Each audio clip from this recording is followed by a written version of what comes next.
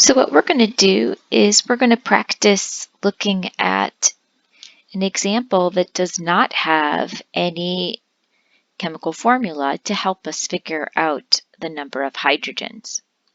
But we'll be able to see that we can still do it and using our knowledge of chemical shifts and of integration.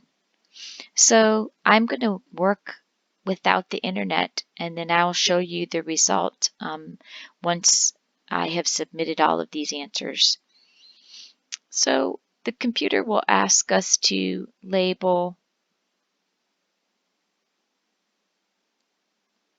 each chemical shift as A and B, starting with the ones on the left.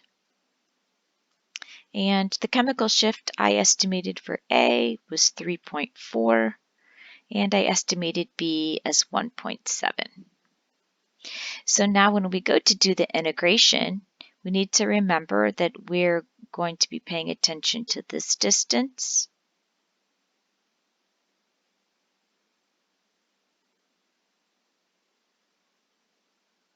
relative to this distance. So I'm using my ruler, and when I used my ruler, I estimated that the first one was about 1.3 inches and the second one was 2 inches.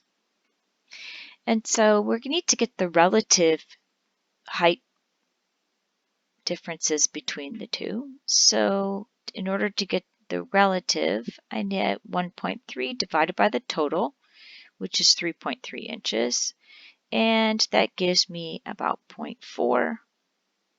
And then 2 divided by 3.3 gives me 0.6. So basically I have a 4 to 6 ratio between the two, and I'll reduce that down to 2 to 3 ratio. So that means that the first peak has 2 hydrogens and the second one has 3 hydrogens. So when I go to look at the multiplicity, I go to look at the signal. And since I see that there are 4 signals in there, this is a quartet.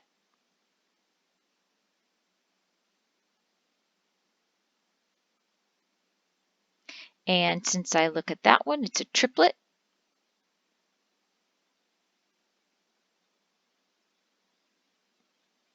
And remember the quartet or the triplet, that signal, for example, I might have this triplet. This will tell me myself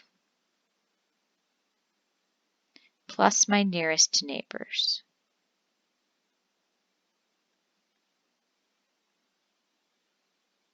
So if I have a triplet, that's 3 signals minus myself means I have 2 nearest neighbors, which means I have 2 adjacent hydrogens.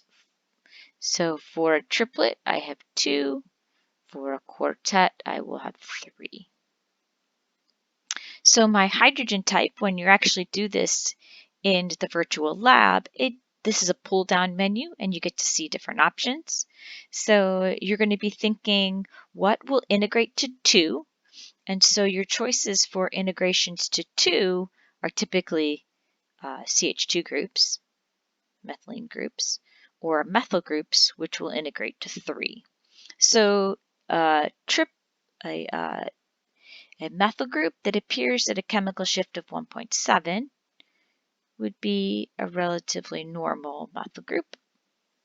But when you go to do this problem and you're getting ready to do the hydrogen type, the computer gives you the clue that there is a bromine in this compound.